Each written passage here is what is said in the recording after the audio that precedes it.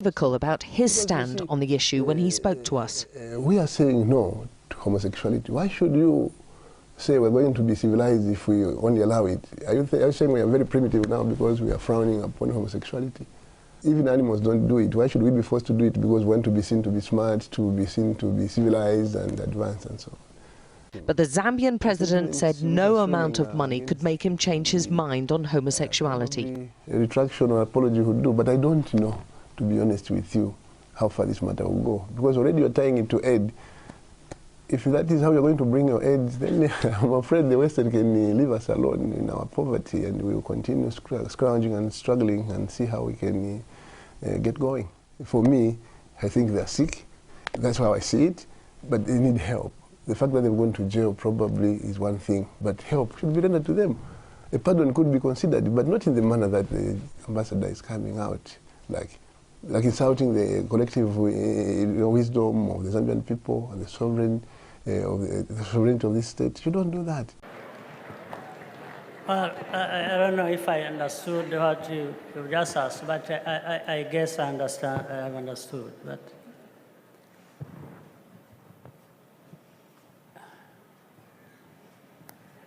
LGBT, homosexuality. yes. It hasn't been our problem.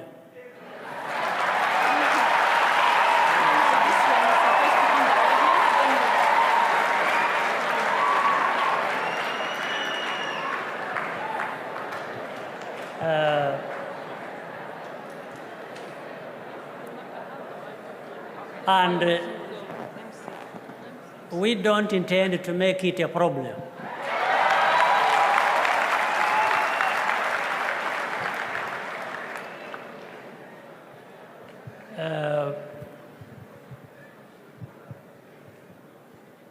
So we are struggling with all kinds of problems we have. And we equally reject attempts to prescribe new rights that are contrary to our values, norms, traditions, and beliefs. We are not gays. Cooperation and respect for each other will advance the cause of human rights worldwide. Confrontation, vilification, and double standards will not. Mr. President, self-determination and independence are intrinsic and fundamental rights that should be enjoyed by all peoples everywhere without distinction. We are deeply concerned by the continued denial of this basic right to the Sahrawi people. We urge the United Nations to expeditiously finalize what must be done to conclude the decolonization of the Western Sahara. Kuna wengine wanafikiria ngoja tu tutajipanga, sisi ni watu ya mpaka, wakati wetu ukifika tutavuka upande ule mwingine tukafanya mambo yetu, tuachana na hao. Mimi nitaongea mpaka na viongozi wetu wote wa nchi jirani, wote. Waambie watu, sio kufikiria mtavuka mpaka ati isini hapa, tutavuka mto, tumalize mambo yetu turudi. Hata huko mkivuka, mtapata ya kwamba mmegojewa pia upande hiyo ingine. Sio kusema tuna meza yote ambaye tunaletewa, hapana. Tunang'oa yale ambaye tunajua inadhulumu wenzetu. Na tunakataa kabisa yale ambaye tunajua tunaletewa ambaye hailingani na mila ama tabia zetu. Au ni namna gani?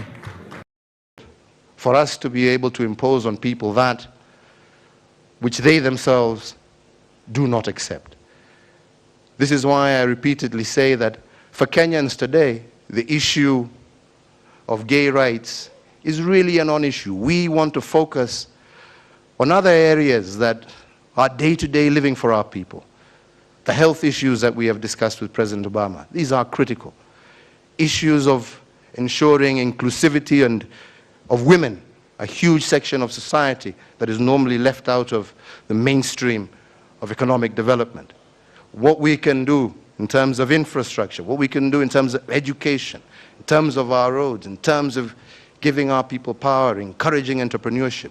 These are the key focuses. Maybe once, like you have, overcome some of these challenges, we can begin to look at new ones.